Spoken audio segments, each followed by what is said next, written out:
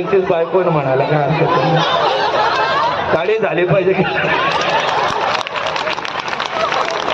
आणि भस्मासूर बरका मोहिनीला प्रपोज करू लागला.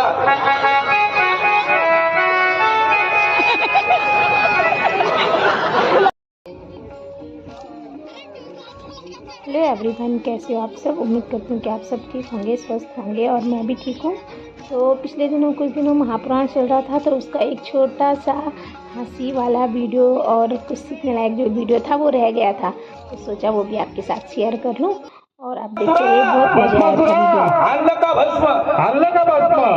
भस्मासूर म्हणतोय हो आणलं भस्म, हो आणलं भस्म, पण ते तुझ्या करताना माझ्या करता आणले, पण ते तुझ्या करताना ते माझ्या करता आणले. आता मी तुला भस्म करणार, आता मी तुला भस्म करणार. आणि भस्मासुराने भस्म घेतलं एका हातामध्ये आणि बर का स्वतःच्याच अंगावर फेकू लागला भस्म, स्वतः तुमच्याच अंगावर टाकला. आणि भस्मासूर म्हटला थांब, तुझ्या डोक्यावर हात ठेवतो.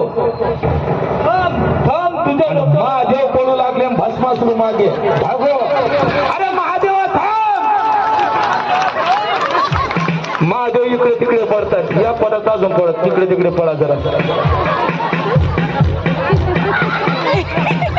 भस्मासूर म्हणतो महादेवा थांबा, आताच्या आता भस्म करतो.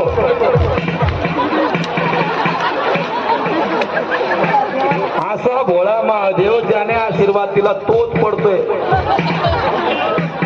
तिकडे पडा आता, तिकडे जातो. थांबा थांबा आता तिथे. भस्मासूर मागे या थोडस, दिवस घ्या तुम्ही, मागे या थोडस, या मागे या एकदम याच्यात या लाईनीमध्ये.